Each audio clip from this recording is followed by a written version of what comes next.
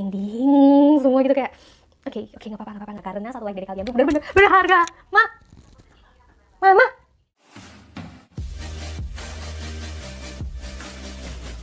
Halo guys, welcome back to my YouTube channel. Yay! Jadi kali ini aku pengen cerita mistis. Iya, sesuai kemarin ya, baik banget yang pengen tahu kisah-kisah perjalanan aku yang kayak gituan. Karena kemarin kan aku udah sempet ngomong tuh, aku pengen cerita tentang perjalanan dan aku diikutin dan sebagainya. Ternyata baik banget yang tertarik, dan sekarang aku pengen kasih tahu kalian tentang apa aja sih yang aku alamin. Karena kan kemarin seminggu itu aku cuti dan aku tuh keliling gitu kan, dari Jogja, Klaten, Solo, balik lagi Klaten, Jogja, dan ternyata baik banget hal-hal yang menurut aku kayak oh really gitu. Aku jujur orangnya emang percaya kayak gituan, tapi itu nyata banget gitu. Dan buat kalian nih ya yang penasaran, boleh ya tonton video ini sampai selesai, dan jangan lupa untuk klik tombol comment, like, and subscribe. Dan untuk mendukung aku, share video ini ke seluruh media sosial yang kalian punya. Langsung aja cus kita ke videonya. Jujur sebenarnya aku juga bingung ya mau mulainya tuh dari mana. Jadi waktu itu tuh hari Senin, aku dari Temanggung, dari rumah aku pergi ke Jogja pertama. Karena di Jogja tuh aku pengen banget nikmatin pantai dan lain sebagainya. Terus abis itu aku juga muter-muter kemana-mana, ke tempat teman aku, terus abis itu ketemu sama orang baru dan lain sebagainya. Itu masih fine-fine aja guys. Terus hari keempat, pokoknya aku tuh di Jogja sekitar 4 harian gitu, 4 hari 5 hari. Terus abis itu aku langsung cus ke Klaten, ke tempat teman aku, Kak Resti. Dan di situ tuh aku bener-bener ngerasa kayak apa ya, karena aku udah nganggap itu rumah aku sendiri juga kan, gak tau malu emang. Aku udah nganggap rumah itu sendiri dan aku ngerti isinya itu ada apa aja selain penghuni yang aku bisa lihat ya. Itu banyak banget sesuatu karena jadi Kares itu punya anak kecil. Anak kecil itu ada 2, umurnya tuh sekitar 2 tahun sama 1 tahunan gitu, 1 tahun lebih lah. Nah, dia tuh selalu ngeliat atas-atas kayak gitu, ngelihatnya tuh kayak padahal aku tuh misalnya di sini nih, muka aku tuh di sini, adiknya di sini, dia ngeliatnya tuh ngebayang gitu, karena aku udah ngerti kan, oh mungkin anak kecil emang sukanya ngebayang dan lain-lain gitu, ngambang atau apa gitu kan, tapi ternyata enggak. Waktu aku ngeliat gitu kayak deng-deng, itu nyata banget. Aku ngeliat, jadi adiknya tuh ngeliat kayak ada kaca yang di apa tuh namanya, digantung kan di dinding gitu. Terus habis itu ya di kacanya tuh kayak kelihatan hup gitu. Terus aku yang kayak ya Tuhan, cuma gitu doang. Terus habis itu ya udah gitu. Terus aku ngerti, oh oke, dia penunggu di situ dan kami emang udah pernah kenalan gitu. Nggak sekali 2 kali aja dia muncul, tapi ya udahlah ya gitu kan. Kalau yang di tempat-tempat yang biasanya tuh aku ya udah nggak begitu kaget karena oke, kita hidup barengan gitu ya. Lu ada di sini, gue nggak ganggu lu nggak ganggu gue gitu kan. Terus habis itu ya udah, itu tuh di Klaten. Abis di Klaten tuh ke Solo. Nah kebetulan nih ya, di Solo itu kakak aku, dia tuh kan pindah kos ya. Di kos yang lama itu sebelahnya kan kebonan tuh, jadi banyak banget gangguan-gangguan gitu. Tapi ya udah, karena menurut aku ya alamnya emang di sana gitu kan, emang alamnya di situ, nggak usah lah kita ganggu-ganggu gitu. Terus habis itu ternyata sekarang pindah kos, it means itu adalah tempat baru buat aku gitu kan. Udah nih naik motor kan ke kosannya dia gitu, masuk ke gerbang kosnya tuh kayak lorong gitu loh. Udah parkir di situ, oh sebelum parkir tuh aku nelpon pacarnya dulu, lu ada di kosan nggak gitu.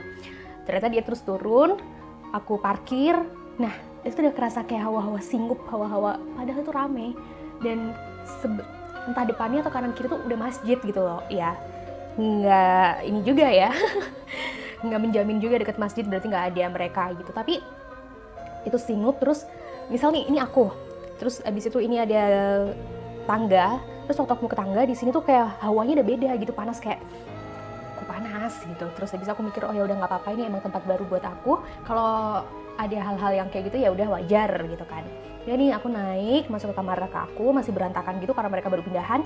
Udah bebersih, terus istirahat, si pacar kakak aku itu kerja, kakak aku tidur, aku nonton film nih, nonton Netflix gitu kan. Terus habis itu ngeliat di deket toilet itu kayak ada yang wirawiri gitu loh.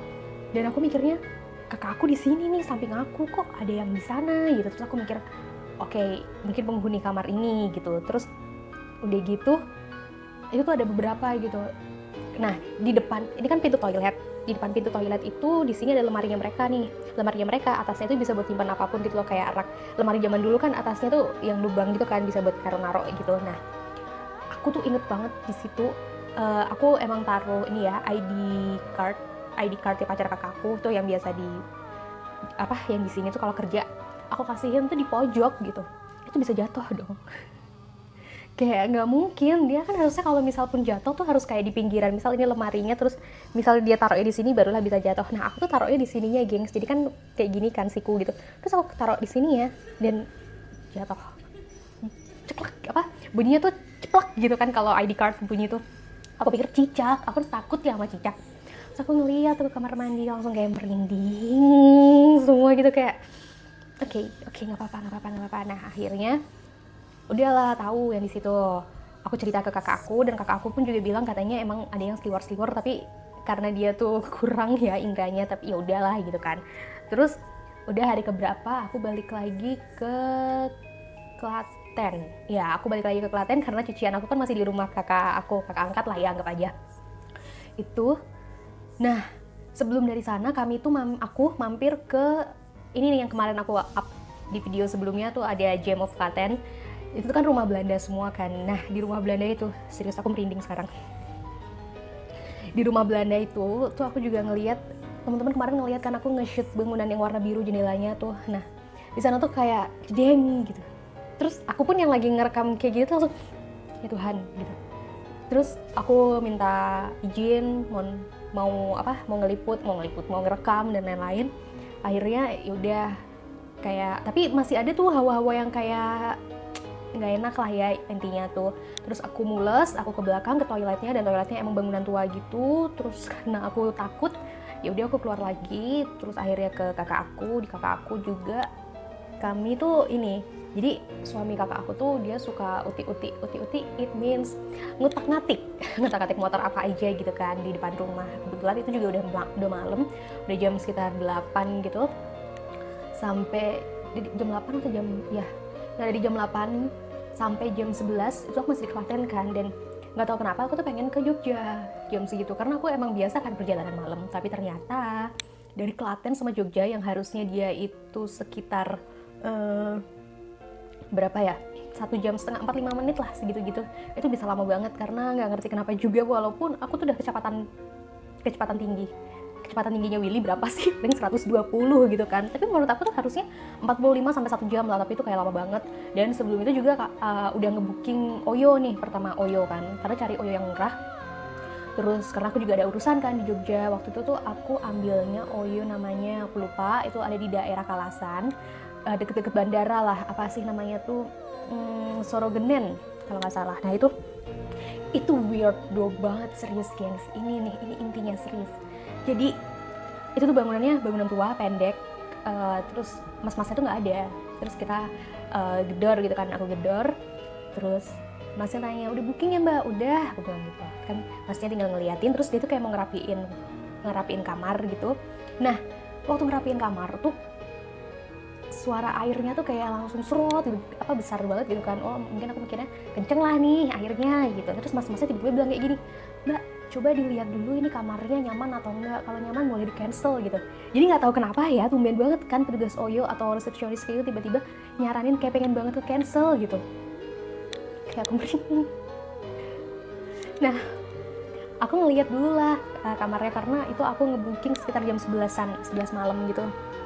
Aku ngebooking jam 11, terus aku ngelihat dulu kamarnya dan beneran gak nyaman sama sekali. Walaupun ada AC, TV dan lain-lain, sebenarnya normal sih standar Oyo yang murah tuh kayak apa sih, cuma kayak kamar, ada fasilitasnya tuh untuk kayak apa sih, profesionalisme aja gitu kan. Tapi aku nggak nyaman di sana. Terus udah gitu aku bilang ke masnya, kayaknya nggak deh mas, aku cancel aja gitu. Nah dari situ aku minta temenin masnya buat aku cari bookingan lain kan. Itu kamarnya bener-bener aku tuh kayak masih kebayang sih, aku ngebooking yang lainnya, terus ketemu dan banyak banget kesasarnya karena aku tuh udah ngerasa Kalasan, Paingan, pokoknya daerah utara, Jogja Utara tuh kayak daerah kekuasaanku kan. Aku tuh hafal gitu, jalan di situ, mau jalan tikusnya pun hafal. Tapi di situ enggak. Aku udah ngebooking nih Oyo lagi, itu yang kemarin yang besok mau aku up, atau mungkin kemarin, who knows, nantilah ya, masih aku edit. Itu namanya Gereja Cemara, itu ada di Kalasan. Itu tuh bener-bener harusnya tuh deket gitu, tapi aku bisa muter-muter dulu sampai tiba-tiba nyampe Tajem dan lain-lain, kayak what the fuck. Terus habis itu juga disasarin, yang harusnya aku lurus tiba-tiba aku belok ke kiri, dan ke kiri itu kayak mengerikan pokoknya.